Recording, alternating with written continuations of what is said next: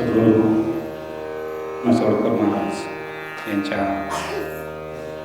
पुण्यतिथी उत्सवानिमित्तानं आजपासून चाललेला नामजप यज्ञ सोहळा आणि या नामजप यज्ञ सोहळ्यामध्ये आपण थोडंसं आध्यात्मिक चिंतन करत असताना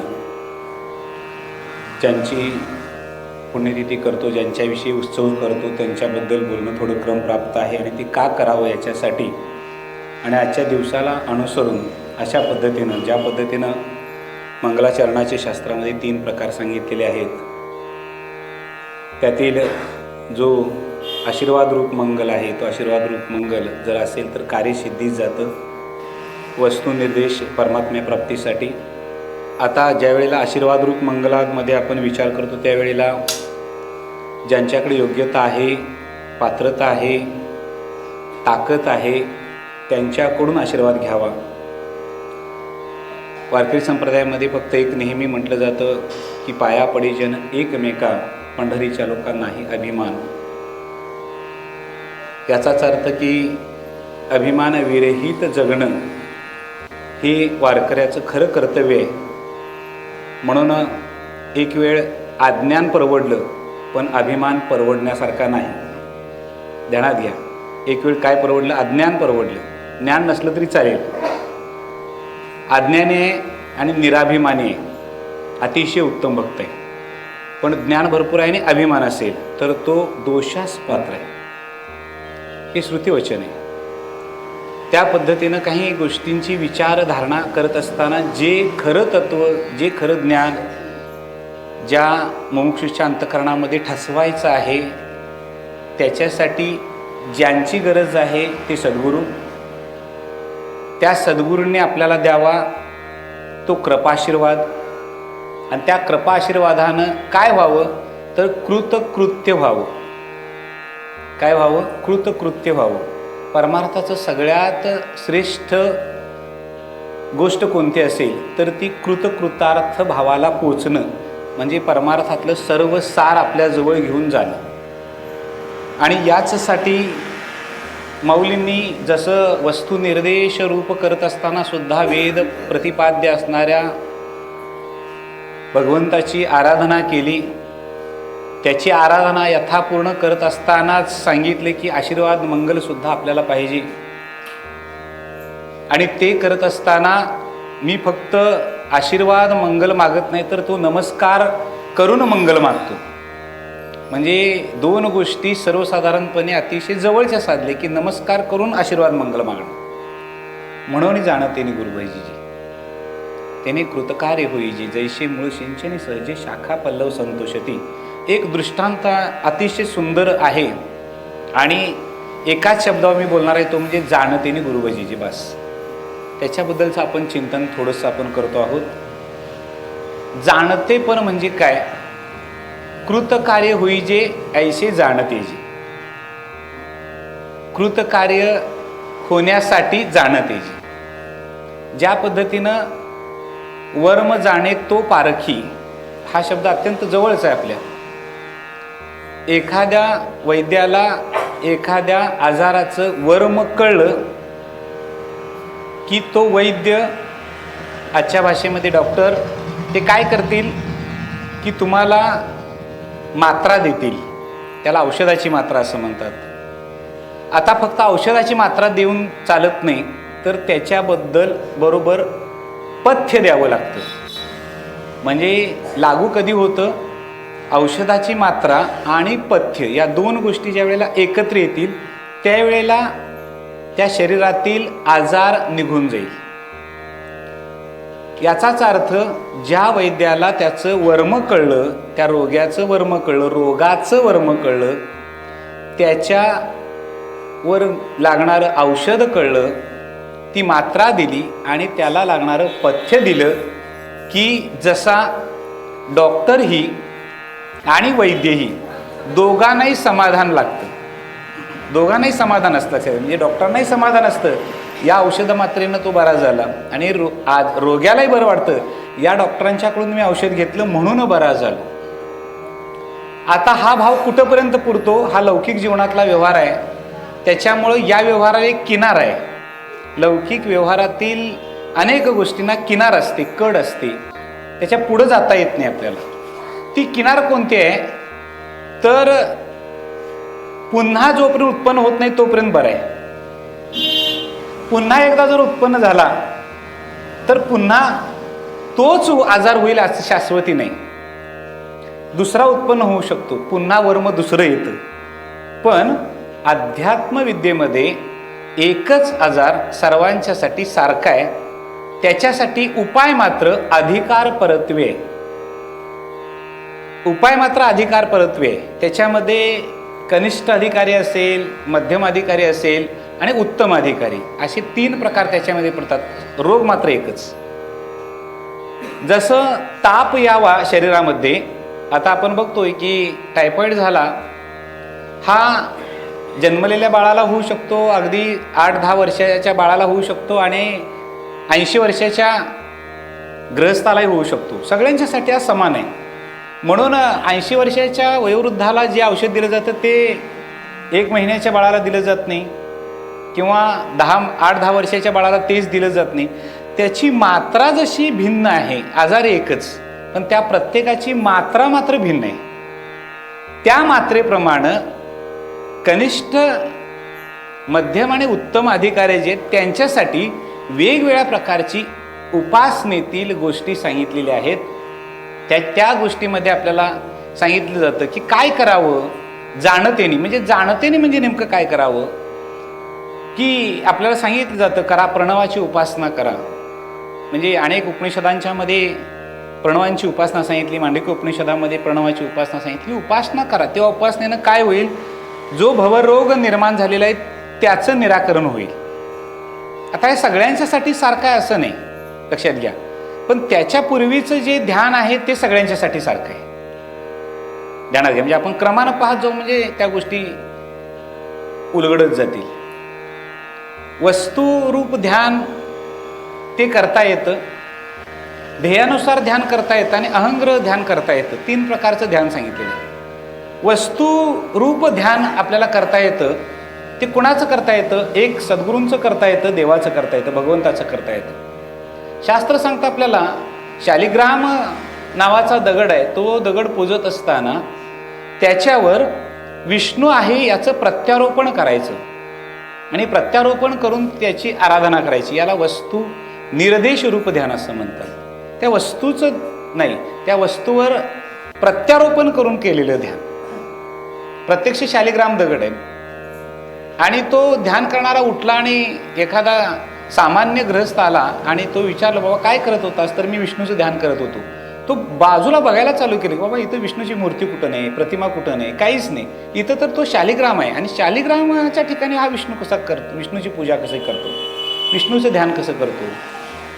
तर त्याला सांगावं लागेल, बाबा हे वस्तू निर्देश आहे. वस्तूच्या ठिकाणी भगवंताची उपासना करत असताना ती धारणा अंतःकरणामध्ये ठेवून केलेलं ते ध्यान. मग मात्र ध्येयानुसार ध्यान हे दुसरा प्रकार आहे. या ध्येयानुसार ध्यानामध्ये जाणते पण यावं लागतं. आता हे जाणते पण कसलं असतं तर त्याला ज्ञानचक्षु असा शब्द वापरलेला आहे. म्हणजे एकूण 3 प्रकारचे नेत्र आपल्याला असतात, भावचक्षु, ज्ञानचक्षु आणि विवेकचक्षु. त्यातला जो ज्ञानचक्षु आहे त्या ज्ञानचक्षुनं आपण ज्या वेळेला बघतो की ध्येयानुसार ध्यान आमचं प्रतिबिंबित व्हावं लागेल, त्यावेळेला त्या ध्येयामध्ये काय असावं लागेल तर इथं अध्यारोपण नाही आहे, इथं आहे शास्त्राचा पुरावा. शास्त्राचा पुरावा कोणता आहे, एक जो वेदगम्य आहे त्या भगवंताचं ध्यान. दुसरं ज्यांना प्रचिती प्राप्त झालेली आहे त्या ऋषीमुनींनी केलेलं ध्यान. आणि तिसरी गोष्ट जी ऋषीमुनींनी केली, वेदगम्य आहे आणि आमच्या संतांनी अनुभवली, त्याचं ध्यान करणं, याला म्हणतात ध्येयानुसार ध्यान. मग तो कसा आहे, अवताराच्या राशी तो हा उभा विटेवरी शंख चक्र गदा पद्म सहित करी किंवा पद्म सहित हरी, असं का शब्द वापरले गेले तर ध्येयानुसार ध्यान. माझा ध्यान करण्याच्या भूमिकेमध्ये माझं हे ध्येय आहे की जो अवताराच्या राशी आहे, ज्यानं अनेक अवतार धारण केलेले आहेत, मग ते सूक्ष्म त्याला अंश अवतार म्हणतो किंवा जे पूर्ण अवतार म्हणतो, ते अवतार ज्यानं धारण केले त्या भगवंताचं ध्यान करणं म्हणजेच ध्येयानुसार ध्यान करणं. आणि अहंग्रह ध्यान मी ब्रह्म आहे याची जाणीव ठेवून जाणतेने त्याबद्दलचं ध्यान करत राहणं म्हणजे निर्गुण निराकार स्वतःचं स्वरूप आहे हे स्वतःचं स्वरूप आकलन होणं, कळणं, समजणं आणि त्याचं ध्यान करणं. विशेषतः आपल्याला माहिती आहे की अनेक वेळेला उपमा अनेकांना दिली जाते. तो सूर्यासारखा तेजस्वी आहे का सूर्य त्याच्यासारखा तेजस्वी आहे? दूध अमृतासारखं गोड आहे का अमृत दुधासारखं गोड आहे? आपल्याला हे सामान्य आहेत. म्हणजे माऊलींनी सुंदरते त्याच्याविषयी आपल्याला नाही ज्ञानेने सदृशम पवित्रमी विद्यते किंवा श्रद्धावान लभंते ज्ञानम तत्परा संयंतेंद्रिय या ओव्या जर पाठिंबाच्या सगळ्या खाली बघितल्या तर त्या ध्यानात येतील आपल्याला की सूर्याची उपमा दुसऱ्याला देता येते पण सूर्याला उपमा देता येणार नाही. ध्यानात घ्या. अमृताची उपमा देता येईल पण दुधाची उपमा अमृताला नाही. अमृताला उपमा कशाची नाही म्हणून माऊलीने एक शब्द एक ओवीमध्ये सहज वापरलाय की ओंजळ मध्ये आलं आणि चूळ भरली. फक्त अमृताची काय केली? चूळ भरली. 13व्या अध्यायामध्ये ते सांगितलेलं आहे. चूळ फक्त अमृताची भरली अमर होतो. ध्यानात घ्या. हा शब्द फार महत्वाचा आहे. म्हणजे ज्ञानेश्वरी कळताना जर सहज ज्ञानेश्वरी कळली असती तर आतापर्यंत सगळेच मुक्त होत आले असते म्हणजे वाचणारे. पण सहजासहजी कळण्यासारखी नाही आहे ज्ञानेश्वरी. अमृताची चूळ भरल्यासारखं वाटलं म्हणजे काय हो? चूळ भरणं म्हणजे पाणी आत घेणं नाही आहे. चूळ भरणं म्हणजे काय करतो? पाणी तोंडामध्ये घेतो आणि बाहेर टाकून देतो परंतु त्यावेळेला तोंडामध्ये पाणी काही अंशी शिल्लक राहतं. तसं अमृत तोंडामध्ये शिल्लक राहतं ते गेलं तर अमर होतोय. आता याचा व्यवहार सांगतो तुम्हाला. हा परमार्थ झाला. आता व्यवहार सांगतो. प्रत्येक माऊलींच्या ओवीला परमार्थ जेवढा उच्च लेवलचा आहे तेवढ्याच उच्च लेवलचा व्यवहार सांगितलाय. म्हणजे नीतिमत्ता सांगितलेली आहे आपली. ती नीतिमत्ता आपण पाळली ना तर आपल्याला ज्ञानेश्वरी कळते आणि ती नीतिमत्ता कळावी याच्यासाठी ज्ञानेश्वरी आहे. ध्यानात येते काय बघा. प्रत्येक ओवीला अगदी बारकावे बारकावे पाहत गेलो तर आपल्या लक्षात येईल. साधारण चूळ भराय पाणी कुठलंही चालतं पण प्यायला पाणी कुठलं चालत? कुठलंही पाणी प्यायला चालत नाही. चूळ भरायला हेच तर आमचं चुकते. कारण आपण कुठेही चूळ भरतो याचा अर्थ त्यातलं पाणी आपल्या तोंडामध्ये राहतं. अंश रूपानं का असे ना ते तोंडामध्ये राहतं आणि आजार होण्यासाठी फार काही जास्त लागत नाही. अगदी थोडंसं लागतं. म्हणून चूळ कुठेही भरायची नसते. एवढं ध्यानात ठेवा. मी एवढंच सांगतो. त्याच्या पुढचं काही सांगत नाही. कुठेही चूळ भरायची नाही. हे फार महत्वाचं आहे. लक्षात घ्या. म्हणजे हा ज्ञानेश्वरीचा सगळ्यात मोठा अर्थ आहे.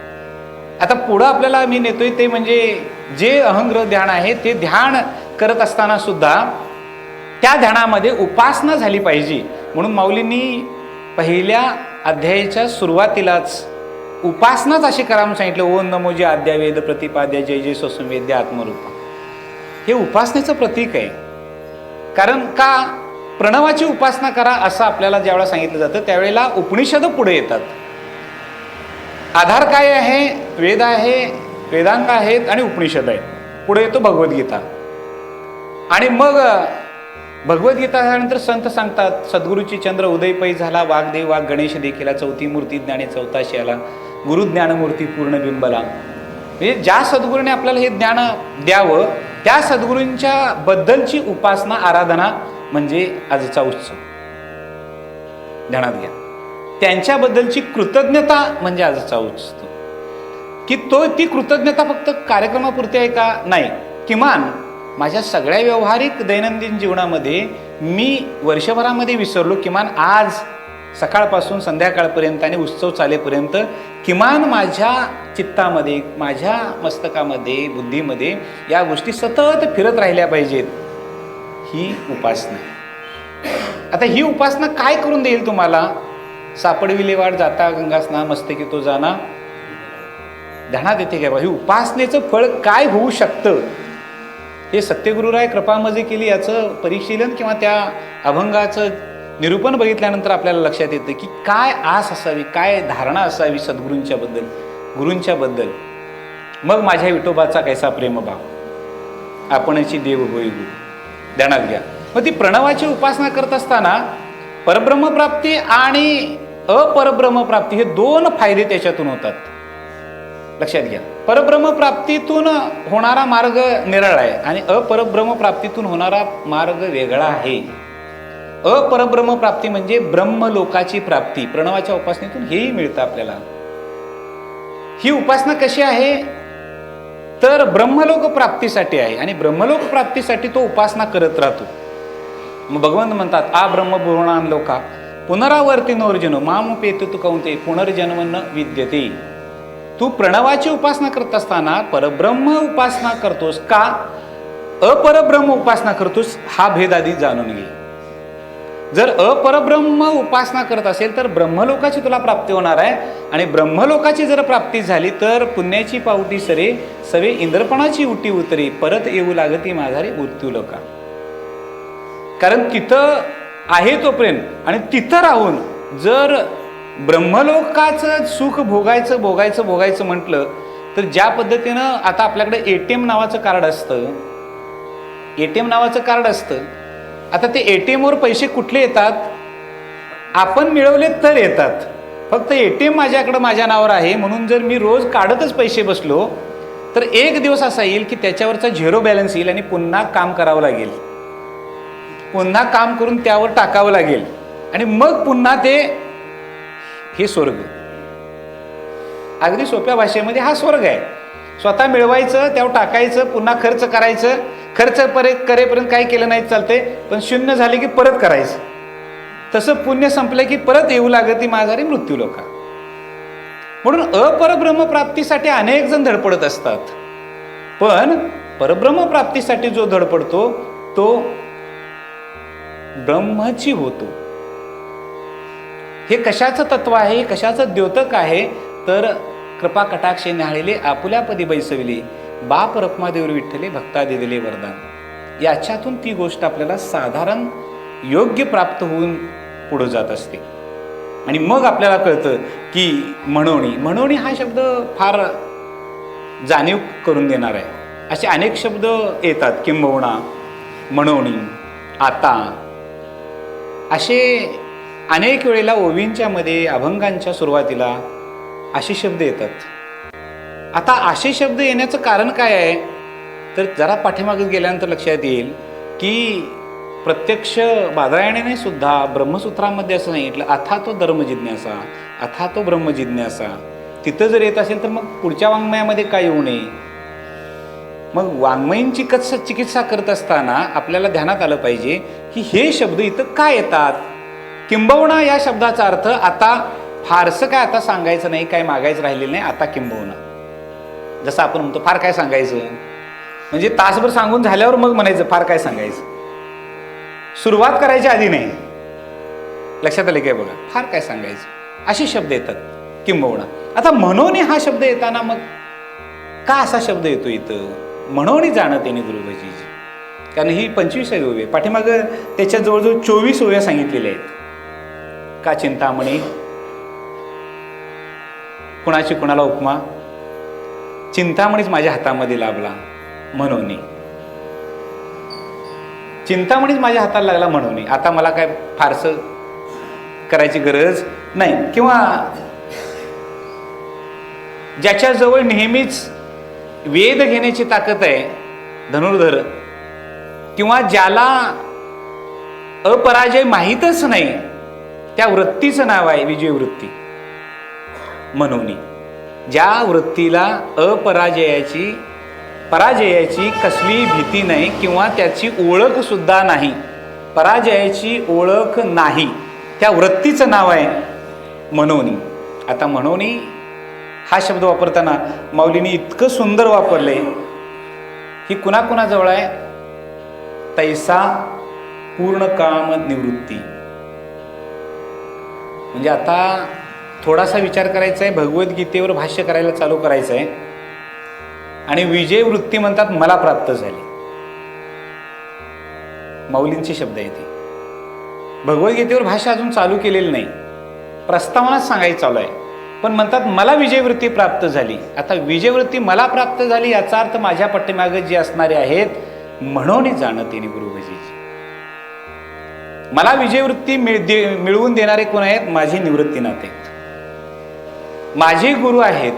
आणि ते मला विजय बहाल त्यांनी केलेला आहे आणि त्या विजय वृत्तीमुळं मला आता अपरिजयाची काहीही भीती नाही.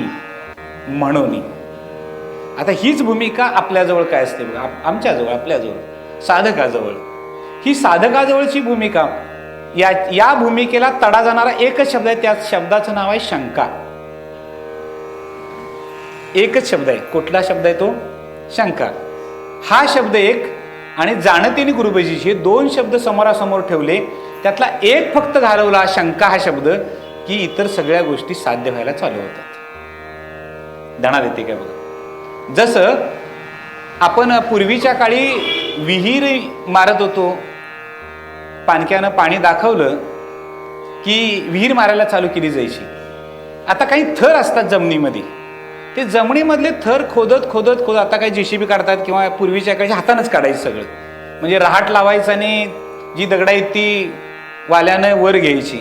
अशी ती विहीर काढत काढत नेली आणि एवढी विहीर नेली, म्हणजे 30-40 फूट नेली, पाण्याचा थेंबही लागला नाही. आणि मग तो शेतकरी म्हणतो, बाबा त्या पाणक्यानं सांगितलं, त्याचं आतापर्यंत कधी फेल गेलं नाही पाणी, पण माझ्याच वाट्याला असं काय यावं. म्हणून तो पुन्हा त्या पाणक्याला ज्यावेळेला जायला सांगतो, त्यावेळेला तो पाणक्या येतो आणि सांगतो, केवढी मारली? एवढी मारली. अहो म्हणले, आता तुम्ही जवळ गेलाय, फक्त कात्याळमधलं तेवढं झालं की झालं. तेवढ्या कात्याळाला तुम्ही छेद दिला. मग ते पूर्वीच्या काळी तो भाल्यासारखा आयदान असायचं, पार, ती पार लांब लचक घ्यायची आणि मग ती मारत मारत मारत नाळ मारणं त्याला म्हणतात. ते नाळ मारायचं, मग सुरुंग घालायचा, सुरुंग लावायचा, त्याला सुरुंग घालायचा आणि परत ती दगड काढून परत नाळ मारायचं. आणि मग त्याच्यामध्ये ते कात्याळ फोडल्यानंतर, त्या कात्याळाला भेग गेल्यानंतर जे कात्याळातून बाजूला जाणारं पाणी होतं, पाणी नव्हतं असं नाही, फक्त तिथपर्यंत जाऊन थांबला. आता तेवढं ते फोडायचं राहिलं तर त्याच्या खालनं बाजूला जाणारं होतं, ते फोड म्हणून सांगितलं. आता फोड म्हणून सांगितल्यानंतर 40 फूट फोडून उकरून सुद्धा इतका त्रास शिनवट आलेला होता. वर्षभर फोडालता 40 फूट. म्हणजे मी सांगताना 1 मिनिटात सांगतो, हातान फोडायचं म्हटल्यानंतर ते शेतकरी आहेत त्यांना माहिती असते किती ते. म्हणजे आज विहीर काढायची आणि अनुदान मिळायचं म्हटलं की एका रात्रीत विहीर काढून तयार. सुविधा आहेत, विज्ञानाची प्रगती आहे, पण पूर्वीच्या काळची वर्षभर विहीर काढायची, अखंड वर्षभर विहीरच काढायचं नुसतं. लक्षात घ्या. आणि मग ते आता कात्याळाला गेलेला आहे. मग विश्वास कुणावर आहे? त्यानं सांगितलेल्यावर विश्वास आहे. हे कात्याळ फोडल्यानंतर पाणी लागणार आहे, हा विश्वासच निश्चितपणे सगळ्या कारणाला कारणीभूत ठरतो. म्हणजे जेवढं 40 फूट खणायला वेळ लागला नाही, तेवढा वेळ खाली लागणार आहे कात्याळ फोडायला. पण पाणी एकदा बघितलं की वर्षभराचं कष्ट एका क्षणात, पाणी बघितल्या किती वेळ लागतोय सांगा? पाणी बघितल्याबरोबर सगळा शिनवटा गेला, सगळा शिनवटा गेलाय. शिनवटा जाण्याचं कारण काय? पाणी. म्हणजे याचा अर्थ कार्य कारण भावामध्ये हेतू हा महत्वाचा आहे. हेतू हा महत्वाचा आहे. विहीर मारण्याचा हेतू काय आहे? पाणी मिळणं हा हेतू आहे. पण वर्षभर मारून सुद्धा विहीर पाणी बघायला मिळालं नाही आणि आता पुढचे 4-5 महिने जरी लागले तरी हरकत नाही, कात्याळ एकदा फोडलं की मला पाणी बघायला मिळणार आहे. हेतू सफळ झाला, त्या हेतूच्या ठिकाणीच किंवा हेतू सफळ ज्या वेळेला होतो त्याच वेळेला समाधान नावाची गोष्ट त्याला प्राप्त होते. हेतू सफळ झाला म्हणतो तो. गावामध्ये पेढे वाटायला चालू करतो, माझा आज हेतू सफळ झाला. मग आता आज हेतू सफळ झाला याचा अर्थ मागं वर्षभर काय केलंस? लक्षात घ्या, मागं वर्षभर जे केलंस त्याचा फल रूपानं आज मिळालेलं आहे. याचा अर्थ त्याच्यासाठी तो हुरळून जात नाही, कारण त्याच्या पाठीमागे त्याची जी ताकद असते ती ताकद श्रमाची असते, कष्टाची असते. तशी साधकाजवळ श्रद्धेची ताकद असते आणि ती श्रद्धा असते सद्गुरूंच्या ठिकाणी. म्हणून शंका ही श्रद्धेला तडा जाणारी गोष्ट असते. लक्षात घ्या, अतिशय तडा जाणारी गोष्ट असेल कोणत्याही व्यवहारामध्ये तुम्ही घ्या, कोणत्याही व्यवहारामध्ये श्रद्धा या गोष्टीला तडा कशाने जात असेल तर फक्त शंकेने जातो. तुम्ही चांगला नारळ घेऊन जावा, अगदी वाजतेला नारळ घेऊन जावा दुकानातनं, पण जाताना तुमच्या मनात आलं की हा कसा आहे कोणास ठाऊक, ते देवाला पावतोयच देवाला तो. कारण शंका हेच तुमचं त्यात प्रतिबिंब साठलेलं असतं. जसं काही जे अमेरिकन सारखे देश आहे त्याच्यामध्ये एक संशोधन झालं. काय होऊ शकतं लक्षात घ्या. कोणकोणत्या गोष्टींची गरज असते, आवश्यकता असते, यासाठी मी फक्त तत्व सांगतोय की शरीर हे कर्मप्रधान आहे. त्यानं कर्म करायचं असतं. म्हणजे तनुमनु जीवे चरणाशी लागावे, अगर्वता करावे दाश सकट. सद्गुरूंचं दास्यत्व हे जाणतेने गुरुभजीजी या शब्दासाठी आहे. जाणतेने म्हणजे जाणतेपणानं. उगाच दिसले गुरु म्हणून पाया पडलं नाही. काही किंवा लोक सांगतात अमुक अमुक ठिकाणी डोंगरामध्ये एक महाराज आलेले आहेत, बसलेले आहेत, चला गेली सगळीच तिकडे. असं झालेलं नाही. जाणतेने हा शब्द फार महत्वाचा. मी माझ्या सद्गुरूंना पूर्ण जाणलं. मी भाऊ म्हणून जाणलं नाही. कसं जाणलं? पूर्ण जाणलं. गुरु म्हणून जाणलं, सद्गुरू म्हणून जाणलं, असं माऊलींचे शब्द आहेत. म्हणूनही जाणतेने गुरुभजीजी मी पूर्ण जाणलेलं आहे. ते कसं जाणलं आहे? अंतर्बाह्य. हा शब्द फार महत्वाचा आहे, लक्षात घ्या. मी गुरूंना माझ्या अंतर्बाह्य जाणलेलं आहे. आणि अंतर्बाह्य जाणल्यामुळं माझ्या ठिकाणी आता त्यांच्याबद्दल कोणत्याही स्वरूपाची शंका निर्माण नाही आणि होणंही शक्य नाही. कारण मी सर्वस्व जाणलं. ध्यानात घ्या. म्हणून शरीर हे कर्मप्रधान आहे. शरीराचं कर्तव्य कर्म आहे, लक्षात घ्या. त्याच्यानंतर दुसरे येते ते म्हणजे मन, संकल्प विकल्प, बुद्धी, ज्ञान निश्चय आणि हृदय. जे सूक्ष्म आहे. मी सूक्ष्मातील सूक्ष्म फक्त गोष्टी सांगत जातोय आपल्याला, कारण माझा विषय त्या ठिकाणी फक्त येतोय परत. शरीरापेक्षा सूक्ष्म काय तर मन आहे, मनापेक्षा सूक्ष्म बुद्धी आहे आणि बुद्धीपेक्षा सूक्ष्म हृदय आहे. आता दिसते हातात म्हणून तुम्ही हृदय फार मोठं आहे असं म्हणशील. आता मी शास्त्रीय प्रक्रियेतून सांगतोय आपल्याला. शरीर कर्मप्रधान आहे, कर्म सूक्ष्म आहे. पण मन, संकल्प विकल्प त्याच्यापेक्षा सूक्ष्म. शरीरापेक्षा सूक्ष्म मन, कारण त्याचे संकल्प आणि विकल्प. जिथं संकल्प तिथंच विकल्प तयार होतो. म्हणून मनोरूपी मोगरा अर्पणी ईश्वरा, संकल्प विकल्प त्याला नेऊन द्यावेत आणि क्रिया करावी असं सांगितलेलं आहे मनानं. त्याच्या पुढची गोष्ट आहे बुद्धी. बुद्धी ही सूक्ष्म मनापेक्षा, ती कोमल आहे मनापेक्षा. कारण तिचा अंमल सगळीकडे आहे. म्हणून ऑक्टोपस नावाचा मासा आपल्याला माहीत असेल, त्याला 2 मेंदू असतात. बरोबर आहे ना? 2 मेंदू असतात. माणसाला एक आहे, सगळ्यांच्यावर राज्य करायला लागलाय. आता म्हणायला लागलाय की मंगळावर जातोय मी. कशामुळं? फक्त बुद्धी या गोष्टीमुळं. ती किती सूक्ष्म आहे. संकल्प जिथं तिथंच विकल्प, इतकी सूक्ष्म आहे ती. म्हणून आज संशोधन जरी झालं तरी संशोधनाच्या पूर्वी माऊलींनी आम्हाला सांगितलेलं आहे बुद्धीचे वैभव अन्य नाही दुजे. हे लक्षात घ्या. हा एकच तेवढा भाग लक्षात ठेवा. बुद्धीचे वैभव अन्य नाही दुजे. दुसरीकडे तुम्हाला मिळणारच नाही, म्हणून ती श्रेष्ठ आहे. आणि हृदय त्याच्यापेक्षा कोमल आहे, त्याच्यापेक्षा सूक्ष्म आहे. शरीरापेक्षा सूक्ष्म मन, मनापेक्षा सूक्ष्म बुद्धी, बुद्धीपेक्षा सूक्ष्म हृदय. कारण हृदय याचं एकच आहे, ते म्हणजे प्रेम स्वरूप. प्रेम लक्षात घ्या. ती कोमल आहे, अत्यंत कोमल आहे. आणि हे 4ही गोष्टी ज्यांच्याकडे दिलं जातं त्याला तनुमनु जीवे चरणाशी लागावे म्हणतात. त्या सद्गुरूंना ते सगळं दिलं. कसं दिलं? शंका विरहित दिलं. कोणत्याही प्रकारची शंका मनामध्ये ठेवलेली नाही. म्हणून अमेरिकेने 2 कैदी पकडलेले होते, अट्टल गुन्हेगार होते. आता त्या गुन्हेगारांच्या मध्ये काय झालं की त्यांना फाशीची शिक्षा द्यायची आहे. आता फाशीची शिक्षा ज्या वेळेला द्यायची आहे त्यावेळेला फाशीची शिक्षा देत असताना त्यांची अंतिम इच्छा काहीतरी विचारायची असते.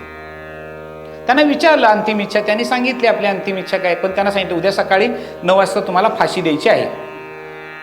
आता काही लोकांना कळलं, मीडियाला कळलं. आणि त्या मीडियाला कळल्यानंतर काही वैद्यक शास्त्रामध्ये संशोधन करणारे जे होते त्यांनी न्यायालयाची भेट घेतली आणि सांगितलं उद्या त्यांना मरणारच आहेत ते, म्हणजे त्यांना फाशी देणारच आहेत. तर आम्ही एक प्रयोग करतोय, तो प्रयोगासाठी आम्हाला ते दिले तर काय हरकत आहे? तर म्हणले काय हरकत नाही.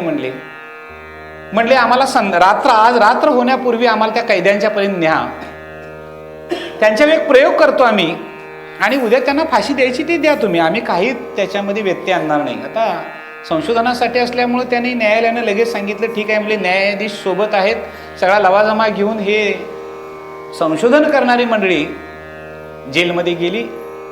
त्यांना संध्याकाळी जेवायला दिलं होता. उद्या सकाळी मरणाऱ्याने आज जेवण कसं सांगायला लागेल सांगा? कोणी असू दे, तो अट्टल गुन्हेगार जरी असला तरी त्याला गोड लागणार आहे का? ते जेवणाकडे बघत होते, एवढंच काम चालू होतं, तेवढ्यात आत गेले हे. आणि त्यांना सांगितले की तुमची उद्या फाशी ही निश्चित आहे, म्हणजे उद्या 9 वाजता तुम्ही मरणार आहे, निश्चित आहे, फाशी लावली जाणार आहे. पण तुमच्यावर एक प्रयोग करणार आहे म्हणले आम्ही. आज सायंकाळी म्हणजे रात्र झाल्यानंतर लाईट घालवणार आम्ही, म्हणजे जो बल्ब आहे तो बंद करणार तुमचं जेवण झाले की. आणि 2 कोब्रा जातीचे नाग आत सोडणार आहे म्हणले, म्हणजे असील नाग आम्ही आत सोडणार आहे, ते चावणार तुम्हाला, तुम्ही मरणार. एवढं सांगितलं आणि सगळे पाठीमागे आले, परत आले. ते आता जेवण तसंच राहिलं. ते जेवणाची ताटं बाजूला घेतली गेली, त्यांच्या डोळ्यावर पट्ट्या बांधल्या गेल्या आणि सांगितलं की आता आम्ही लाईट घालवतोय आणि साप सोडतोय आणि बाहेर जातो. लाईट बंद केली, डोळ्यावर पट्ट्या तशाच आहेत आणि थोड्या वेळानं मंद प्रकाशामध्ये 2 गृहस्थ आत आले. ते जिथं बसलेले होते कैदी, त्यांच्या फक्त पायावर दोघांनी 2 टाचण्यानी मारलं. फक्त 2 टाचण्या फक्त पायावर मारल्या दोघांनी आणि ते निघून गेले. दरवाजा बंद केला. त्यांच्या मनात चालू झालं की साप आपल्याला चावलेत. सकाळी उठल्यानंतर आंघोळ करून नंतर वगैरे वगैरे सगळ्या गोष्टी करायच्या म्हणून पुढं गेले, जेलर पुढं गेले तर ते दोघंही खाली पडलेले होते आणि तोंडाखंड फेस आलेला होता. ते संशोधक जवळ आले, न्यायालय आलेलं होतं, सगळेच आले आणि म्हणजे हे झालं कसं? कारण आपण काही साप सोडलेले नाहीत, फक्त टाचण्या 2 मारल्या दोघांच्या पायावर, हे झालं कसं? मग मात्र त्या संशोधकांनी एक शोध लावायचा होता. तो अंतिम शोध त्यांना लागला की मनानं जर ठरवलं की मला साप चावलाय, तर साप चावलेला नसताना सुद्धा आपली बॉडी, आपलं शरीर विष तयार करत असतात आणि विष तयार केल्यानंतर आपोआपच त्याचा परिणाम होतो. ध्यानात घ्या, आज सुद्धा अनेक माणसं कॅन्सर झालेल्या स्वतःला माहिती असून जगलेली आहेत आणि अनेकांना फक्त रिपोर्ट पॉझिटिव्ह आलाय, 4 दिवसात मेले. अजून कसला कॅन्सर झालाय माहिती नाही. उदाहरण लांबचं कशाला द्यायचं? परवाचं कोरोनातलं द्या. कोरोनातलं उदाहरण सगळ्यांना माहिती आहे. रिपोर्ट काढाय सांगितलं की माणसं तिथं खुर्चीत मेल्यात. डॉक्टरनं काय सांगितलंय? जरा शंका वाटते, काय करूया, स्वॅब घेऊया आणि पाठवूया. एवढं म्हणलं की ते उठतच नाही, तिथंच गायब, संपलंच तिथं. अरे तुला झालेलं नाही, अजून रिपोर्ट येत आहे, पॉझिटिव्ह झालेली, परत निगेटिव्ह झालेत, पॉझिटिव्ह झालेली जगलेत, हे सगळं माहिती असून सुद्धा मला झालाय म्हणलं की संपलं. बघा, हे कुणी स्वीकारलं? मनानं जोपर्यंत स्वीकारत नाही तोपर्यंत काही गोष्टी होत नाहीत. मनानं स्वीकारलं की होते. तसं मनानं गुरूंना स्वीकारावं, म्हणजे आपलं शरीर गुरुमय होतं. ध्यानात घ्या, शरीर गुरुमय होतं. मन सोडून द्या, मनानं स्वीकारलं पाहिजे. जोपर्यंत मनानं स्वीकारत नाही तोपर्यंत नाही. मला वाटते आता पुण्यतिथीचा उत्सव चालूच आहे, तर आता 5-6 दिवस पुढचे राहिलेले आहेत, ते आपण उपवास करायला काय हरकत आहे सांगा? करूया ना सगळेच उपवास, काय अडचण आहे? नाही, आमचं मनानं स्वीकारलं नाही. पण नवरात्र मनानं स्वीकारलं. अरे खाली कामानिमित्त स्टँडवर गेल्यानंतर एखादा म्हटला चहा घे, नाही मी नवरात्रला बसलोय. मग घेत नव्हता का? आता घेत नाही का? घेतोय ना, आता घेतोय, पूर्वी घेत होता. पण मनानं ठरवले नाही, आता घ्यायचं नाही, माझं काय आहे, नवरात्र नाही. ध्यानात घ्या, म्हणजे मी टीका अजिबात करत नाही, पण आमचं व्रत वैकल्य सुद्धा आमच्या मनावर किती अवलंबून असतं, लक्षात घ्या. जर ते केलं तर मग आपण गुरूंना भजताना असं भजावं का नुसतं वर्ण? मनानं ज्या वेळेला गुरूंना भजतो, मनानं जाणतेनी गुरु भजेजी, हे जाणते पण म्हणजेच अलौकिकत्वाचा आविष्कार असतो. हे जाणते पण अलौकिकाचा आविष्कार हा येण्यासाठी जडीस्थळी काष्टी पाषाणी जनी विजनी आशनी शयनी ध्यानी मणी स्वप्नी परमेश्वराचं परमतत्व जे आहे, ते परमतत्व कोण आहे? गुरुर ब्रह्मा गुरुर्विष्णू गुरुर्देवो महेश्वरा गुरु साक्षात परब्रह्म तस्मै श्री गुरुवे नमः. मी शंकर कसाय बघितलेलं नाही, मी विष्णू बघितलेला नाही, मी ब्रह्म बघितलेला नाही, पण हे सगळं मी एकत्र बघितले, त्याला गुरु म्हणतोय. म्हणून जाणते. हे जाणते पण कशाच आहे? हे जाणते पण आहे त्यांच्याजवळ असणाऱ्या कृपादृष्टीचं, गुरूंच्या जवळ असणाऱ्या कृपादृष्टीचं जाणते पण असावं. ध्यानात घ्या. त्यांची संपत्ती किती आहे, त्यांची अनेक गोष्टी काय काय त्या सांगत नाही, त्या काय आहे हे बघण्यापेक्षा त्यांच्याजवळ असणारी कृपादृष्टी हीच महत्वाची. लक्षात घ्या. आता ही कशी असते? जसं आपण पाहिलेलं आहे की ज्याच्यामध्ये श्रोत्रिय ब्रह्मनिष्ठ आणि कृपाळू हे 3 गोष्टी आहेत. त्यातली माझ्यासाठी काय गरजेची आहे? कृपादृष्टी फार माझ्यासाठी गरजेची आहे. कदाचित श्रोत्रिय आहेत, ब्रह्मनिष्ठ आहेत आणि कृपाळू नसतील तर ध्यानात घ्या. म्हणजे ही अत्यंत जवळची असणारी अलौकिकत्व प्राप्त करून देणारी गोष्ट आहे. मग मी व्यवहार करत असताना ते व्यवहार कसे? दृश्य आणि अदृश्य स्वरूपाचे व्यवहार आपल्या हातून सतत घडत असतात. दृश्य स्वरूपाचे व्यवहारांच्या ठिकाणी असणारी तादात्म्य वृत्ती ही साधकाच्या ठिकाणी असणारी जीवाभाव किंवा जीवभावाची अवस्था प्राप्त करून देणारी असते. ही जीवभावाची अवस्था ज्या वेळेला भगवंताप्रत जाते त्यावेळेला भगवत स्वरूप होते, गुरूंकडे जाते त्यावेळेला गुरु स्वरूप होते, शास्त्राकडे जाते त्यावेळेला शास्त्र स्वरूप होते. याला चिंतन असं म्हणतात. ध्यानात घ्या. आणि मग ही स्वरूप कशी असावी? तदाकार वृत्ती स्वरूप असावी. तदाकार वृत्ती स्वरूप. जसं आपण अनेक वस्तूंच्या मध्ये पाणी भरून ठेवलेलं आहे, अनेक पात्रांच्या मध्ये पाणी भरून ठेवलेलं आहे.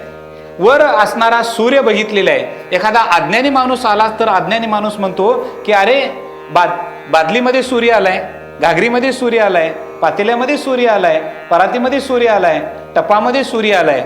ज्ञानी आला तर म्हणतो अरे वर आहेत म्हणून इथं आलाय. जर तो बाजूला गेला तर ह्यात कुठला येईल? हे प्रतिबिंब आहे.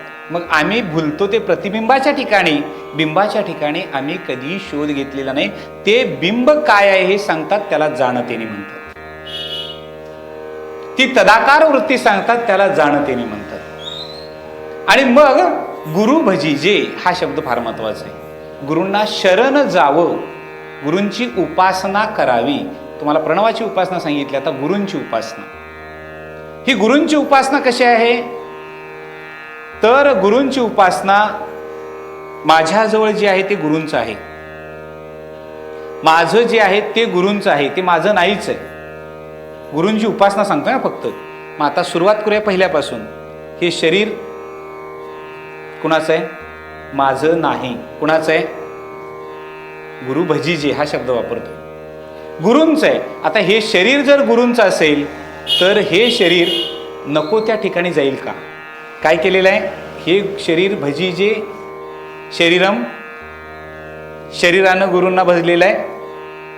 आता शरीर जर गुरूंना मी अर्पण केलेलं असेल तर हे शरीर नको त्या गोष्टी खाण्यासाठी जाईल का? नको त्या गोष्टी पिण्यासाठी जाईल का? नाही जाणार. का जाणार नाही? अरे मला जर वाटलं म्हणून मी गेलो नाही, हे शरीर मी गुरूंना अर्पण केले, हा गुरूंना बोलला गेले, मी गुरूंना भजलेलं आहे शरीरानं, त्याच्यामुळे हे शरीर वाम मार्गा ठिकाणी जाणार नाही. लक्षात घ्या. इकडे उपवासी राहील पण अभद्र भक्षण करणार नाही, अभक्ष भक्षण करणार नाही, अभद्र बोलणार नाही. कारण वाणी काय केलेली आहे? गुरूंना समर्पित केलेली आहे. वाणीनं गुरूंना भजण्याचा प्रकार असं शास्त्रात म्हणतात त्याला. वाणी कुणाला दिलेली आहे? मी गुरूंना अर्पण केलेली आहे. मग मी गृहस्थाश्रमी जर असेल तर जनावराची धार काढताना सुद्धा त्या जनावरांना माझ्या मुखातून अपशब्द येणार नाही, शिवी येणार नाही. का? ही वाणी कुणाची आहे? माझ्या गुरूंची. हे डोळे कुणाचे आहेत? माझ्या गुरूंचे आहेत. मग या डोळ्यानं नको ते बघण्याची दृष्टी होणार नाही. हे हात गुरूंचे आहेत, नको त्या गोष्टीकडे हात वळणार नाहीत. मी जर चोरी हाताने केली, जाता जाता बांधानं, जाता जाता कोणाची तरी मुठभर भाजी घेतली तर कदाचित या शरीरानं माझ्या घेतली जाईल, पण हे शरीरच मी गुरूंना अर्पण केले म्हणजे चोरीत माझ्या गुरूंच्यावर जाईल. म्हणून माझे हात भाजीच्या पानाला सुद्धा, देठाला सुद्धा हात लागणार नाही. लक्षात घ्या, हे पाय वाम मार्गाकडे जाणार नाहीत, वाईट मार्गाकडे जाणार नाहीत. कारण का? हे पाय कोणाला अर्पण केलेत मी? याला म्हणतात गुरूंना शरीर अर्पण करणं. पंच ज्ञानेंद्रिय, पंच कर्मेंद्रिय ही गुरूंना प्रयत्नपूर्वक अर्पण करणं. हा शब्द फार महत्वाचा आहे, अंडरलाईन करायचा आहे तो. प्रयत्नपूर्वक अर्पण करणं म्हणजे प्रयत्नपूर्वक याचा अर्थ नुसतं म्हटलं म्हणजे होणार नाही. त्याला सतत सतत सतत सतत सतत, जसं आपण म्हणतो महाराष्ट्र केसरी झाला. आता महाराष्ट्र केसरी झाला म्हणजे पहिल्या कुस्तीतच महाराष्ट्र केसरी झाला का? नाही, त्याला प्रधान मल्ल न्याय असं म्हणतात संस्कृतमध्ये. आधी त्यानं गावामध्ये खेळला, भागामध्ये खेळला, तालुक्यामध्ये खेळला, जिल्ह्यामध्ये खेळला, विभागामध्ये खेळला, मग राज्यामध्ये खेळला. तोपर्यंत नाही. म्हणजे किती कुस्त्या खेळला? गणित नाही एवढ्या कुस्त्या खेळल्या. मग याला प्रयत्न म्हणतात काय? यालाच म्हणतात प्रयत्नवाद. मग आपण म्हणतोय अध्यात्मामध्ये प्रयत्नवाद नाही, हे म्हणणाऱ्या लोकांना अजूनही कळले नाही. अध्यात्म हे प्रयत्नवादाशिवाय शक्यच नाही. अध्यात्माला प्रयत्नवादच लागतो, त्याच्याशिवाय अध्यात्म पूर्णत्वाला जात नाही. म्हणून पंच ज्ञानेंद्रिय, पंच कर्मेंद्रिय मी गुरूंना अर्पण केली म्हणजे माझं शरीर गुरूंना अर्पण केलं. वाणी अर्पण करण्याचा प्रकार, मन अर्पण करण्याचा प्रकार, बुद्धी अर्पण करण्याचा प्रकार जो शास्त्रानं सांगितलेला आहे, गुरूंना हे अर्पण करा. आता हे अर्पण केल्यानंतर आता या शरीरात संबंधाने येणाऱ्या गोष्टी, भजीजी हा शब्द सांगते मी फक्त. या शरीरा संबंधाने येणाऱ्या अनेक गोष्टी आहेत. उदाहरणार्थ या शरीराच्या संबंधाने येणारी गोष्ट ती म्हणजे पहिली, आपण आपलं घर समजू. मी ज्या घरात राहतो ते घर म्हणजे हे या शरीरासाठीच आहे. या शरीरासाठी पत्नी आहे, या शरीरासाठी मुलं आहेत, या शरीरासाठी जमीन आहे, या शरीरासाठी शेती आहे, या शरीरासाठी नोकरी आहे, या शरीरासाठी, हे शरीर चालण्यासाठी किंवा सामान्य भाषेमध्ये सगळा हा संसार चालण्यासाठी ज्या ज्या गोष्टी कराव्या लागतात त्या ते मी कुणाला अर्पण केलेल्या आहेत? माझं काय त्यात आहे का? अजिबात माझं काही त्यात नाही. एक एक उदाहरणं बघत जाऊ म्हणजे लक्षात येईल की शरीरा संबंधाने येणारं जे घर आहे आपलं, मातीचं, सिमेंट कॉन्क्रीटचं, बंगला वगैरे, हे कुणाला अर्पण केलं? माझ्या गुरूंना मी अर्पण केलं. मग आता गुरूंचं घर म्हटल्यानंतर स्वच्छता कोणी करायची? गुरूंनी. स्वच्छता कोणी करायची? आपण करायची. पण ती कशी करायची? तादात्म्य विरहित. तादात्म्य, हा तादात्म्य शब्द फार वेगळा आहे, लक्षात घ्या. तादात्म्य विरहित. एक लक्षात घ्या, एखाद्या वेळेला अंगरखा आपला शर्ट एक दिवस नाही धुतला तर दुसऱ्या दिवशी गरजेचाच असला तो शर्ट घालण्याची, तर आपण म्हणतोय असू दे, एका दिवसानं नाही धुतला तर काय होत नाही. पण माझ्या गुरूंचा शर्ट जर घालायचा असेल तर मी रोज धुणार, कारण हे कुणाला अर्पण केलंय? मी गुरूंना अर्पण केलं. तसं माझं घर आहे ते मी अर्पण माझ्या गुरूंना केले. म्हणजेच त्या घराची स्वच्छता ही माझी पहिली जबाबदारी. म्हणून मी माझं घर म्हणण्यापेक्षा माझ्या गुरूंचं घर म्हणून मी स्वच्छ जास्त करणार. माझं घर काय एक दिवस नाहीच पुसलं तरी चालतं म्हणणार, पण माझ्या गुरूंचं घर आहे ही भूमिका लक्षात. मी तुम्हाला अध्यात्म हे प्रॅक्टिकल मधलं सांगतोय, अगदी व्यवहारातलं. काय आमचा चुकतं कुठं बघा. माझं ज्या वेळेला म्हणतो ना त्यावेळेला अनेक गोष्टी चालतात, पण ज्या वेळेला गुरूंचं म्हणून ज्यावेळेला, मग यात शंका विरहित हा शब्द कायम ठिकाणी लावत जायचं. तो कुठलीही शंका न घेता माझ्या गुरूंना मी अर्पण केलेलं आहे, म्हणजे याची डागडुगी मला करायला पाहिजे, हे जुनं झालेलं आहे हे पाडून नवीन करायला पाहिजे. आता प्रत्यक्ष तिथं गुरु राहायला येणार आहेत का? ध्यानात येते उपासना किती श्रेष्ठ आहे आणि अवघड किती आहे बघा. किती अवघड आहे. भजीजी हा शब्द एक आहे पण किती मोठा आहे.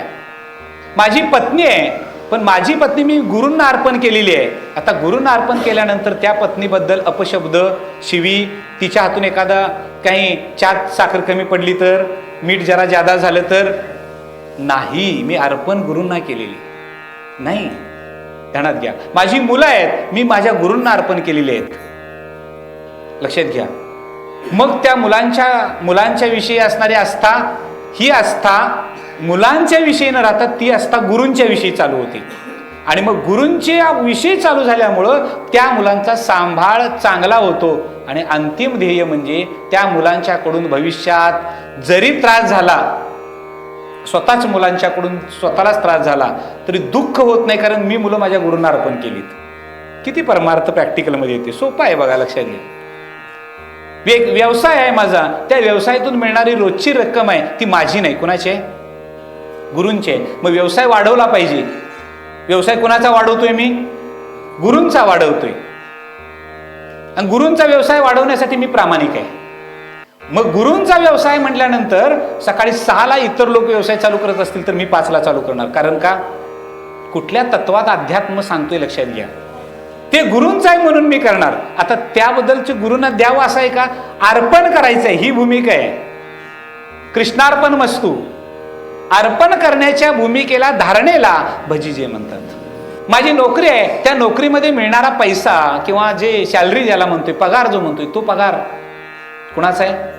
शरीरच अर्पण गुरूंना केले म्हटल्यानंतर तर पगार गुरूंचा आहे. मग आता त्या पगारातून किंवा त्या जे मिळालेले व्यवसाय किंवा नोकरी याच्यातून मिळणारा पैसा आहे तो वाम मार्गाला जाईल का? वाईट मार्गाला जाईल का? बारक्या बारक्या चिठ्ठीवनी आकडे लिहायसाठी जाईल काय?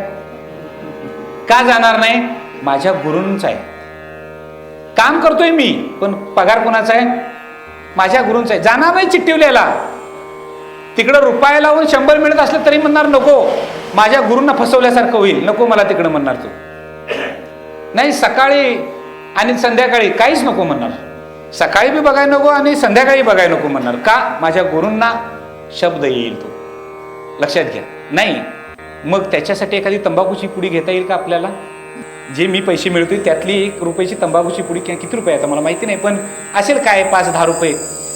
मग मी रोज जर 100 रुपये मिळत असेल तर माझं व्यसन म्हणून मी जर ती 10 रुपयाची पुडी घेत असेल तर 100 रुपये मिळवले कोणासाठी? गुरूंच्यासाठी मिळवले. मग गुरूंना विचारून घेतो, गुरु परवानगी देतील. याचा अर्थ शरीर ज्या वेळा अर्पण केलं त्यावेळेलाच विषय संपलाय. मग आता मद्य तर सोडूनच द्या, भक्षण वेगळंच काय. या सगळ्या गोष्टी आपोआप आपल्यापासून बाजूला जातात आणि योग्य गोष्ट जमा व्हायला होते. त्यालाच म्हणतात मंथन करणे. ही मंथनाची गोष्ट फार महत्वाची. दही असावं लागतं आणि दह्या एवढंच त्यात पाणी असावं लागतं तर मंथन होते. म्हणजे सार रूपानं मिळते. त्याला नवनीत म्हणतात, लोणी म्हणतात. ते किती वेळा मंथन करावं लागतं? अनेक वेळेला घुसळावं लागतं. अनेक वेळा घुसळल्यानंतर जे साधन आहे ते बाजूला आणि साध्य आहे ते हातामध्ये. साधन काय आहे? रवी हे त्यातलं साधन आहे. साधन सगळ्यांच्यासाठीच आहे. ते साधन पूर्वी होतं, आत्ता आहे, भविष्यात राहणार आहे. पण मंथन करून जे शिल्लक राहिलेलं आहे सार रूपानं ते एकदा मिळालं आणि अग्निज्वाला त्याला प्राप्त झाली की त्याच्यापासून मिळणारं जे सत्व आहे, जे तूप आहे, ते तूप मात्र अजरामर आहे. त्याच्यापासून पुन्हा पाठीमागं नाही. 10 लिटर तुपापासून 1 लिटर दूध निर्माण केलेलं आहे. अशी बातमी नाही मिळणार कधी ऐकायला. आताही नाही, मागही नाही आणि भविष्यातही असणार नाही. आणि 1 लिटर दुधापासून 100 ग्रॅम तूप तयार झालेलं आहे, ही बातमी पूर्वी होती, आत्ता आहे, भविष्यात असणार आहे. भजीजे. आणि मग सांगितलं जैसे मूळ सिंचन सहजे शाखा पल्लव संतोषती. उदाहरण आपलं आपल्या जवळचं, अतिशय एकदम जवळचं. मला वाटतं मध्ये इतकी खरपाड पडलं, त्याला आमच्याकडून भाषा आहे, खरपाड पडलं मध्ये ना, दसऱ्याच्या आधी आणि गणपतीच्या दरम्यान पुढं खरपाड पडलं. एवढं खरपाड पडलं की बऱ्याच जणांनी इंधनं चालू केली, मोटरी चालू केल्या भातासाठी. तडाकलं की आमचं रान सगळं. आणि रान तडकायला नेमकं गच्च्यात यायला, नरड्यात यायला भात तडाकलं की नाही. त्यावेळेला काय केलं? पाणी सोडलं. म्हणजे जे माळ रानाचे ऊस आहेत त्यालाही पाणी सोडलं, जमिनी ज्या आहेत त्यांना सगळ्यांना पाणी आपण दिलं. लक्षात घ्या. आता पाणी काढायला गेलता कालची परिस्थिती काय? म्हणजे परवा तुंबवायला गेलता मागच्या 2 आठवड्यात आणि आता ते काढायला. हे का? व्यवहार असाच आहे. अनित्यता जिथं भाव आहे तिथं व्यवहार आणि नित्य भाव आहे ते अध्यात्म. जिथं नित्य भाव आहे त्याला अध्यात्म म्हणतात आणि अनित्यता जिथं आहे त्याला व्यवहार असं म्हणतात. ही साधी व्याख्या आहे, लक्षात घ्या. जैसे मूळ सिंचन सहजे शाखा पल्लव संतोषती. हे शेतकऱ्याचं उदाहरण जवळच आहे की ज्या पद्धतीनं शाखा पल्लव संतोषती जैसे मूळ सिंचन सहजी. आता इथं मौलिनी वृक्ष वगैरे हा शब्द काहीतरी वापरायला पाहिजे होता असं काही जर म्हणतील, काय कधी डोकं कशी कुठं लावतील काय सांगता येत नाही. पण कुठलाही घ्या, भात घ्या, ऊस घ्या, मका घ्या, ज्वारी घ्या, आंबा घ्या, फणस घ्या, काजू घ्या, फुलाचं झाड कुठल्या पण घ्या. आता ही सगळी कळलं तुम्हाला. आता याच्यावर जर आपण स्प्रेनं पाणी मारलं, एखादं झाड वाळतं म्हणजे सुकतं त्याला म्हणतोय आपण, ते सुकलेल्या झाडावर जर स्प्रेनं पाणी मारलं आणि आपण म्हणतोय सगळं झाड आता भिजवून आलोय, आता बघायची गरज नाही, उद्या टवटवीत होणार, तर ते झाड रोज त्या झाडाला भिजवून आणि त्यावर पाणी फवारा मारून ते झाड टवटवीत होणार नाही. तर त्याच्या मुळाला जर पाणी घातलं, त्याच्या खोडाच्या खाली जिथं मूळ आहेत त्याला जर पाणी घातलं, कारण संस्कृतमध्ये त्याला पादपहा असं म्हणतात झाडाला. पादपहा, पादपहा म्हणजे पादम पिबती इति, पादपहा लक्षात घ्या, कर्मधारय समास आहे तो. पादपहा, पायानं पितात, जे पायानं पितात त्यांना तिथंच द्या ना. त्याच्या मुळाला पाणी घातलं की वर किती धुळा तुमचा बसलेला असू देत, आता रस्त्याचा धुळा बसतोय की नाही झाडांच्यावर, पिकावर बसतोय, किती बसलेला असू देत, पण पाणी त्याला लागलं, त्याच्या मुळाला पाणी लागलं की त्याची पानं फुलं डवरतात, बहरतात, इतकी बहरतात की त्या बहरलेल्या पानाफुलांच्या ठिकाणी जे सुख समाधान मिळतं ते सुख समाधान खाली घातलेल्या, मुळाला घातलेल्या पाण्यामुळं असतं.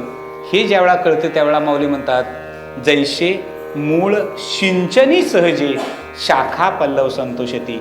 म्हणून जाणतीने गुरु भजीची, म्हणून गुरूंना भजावं, कारण त्यांच्या ठिकाणी भजल्यानंतर जी संसार दुःख वृत्ती आहे ती निवृत्त होण्यासाठी अत्यंत लाभ प्राप्त करून द्यावा याच्यासाठी ते सदोदित असतात. पण या संहितेप्रमाणे आपण वागलो तर पुंडलिक वरदारी विठ्ठल.